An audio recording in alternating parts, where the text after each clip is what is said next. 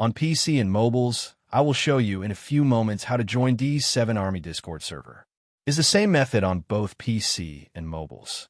For this, we will open a browser on your PC or mobile. It can be whichever.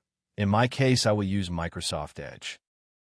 Now click on URL bar and type this URL to be able to join this Discord server.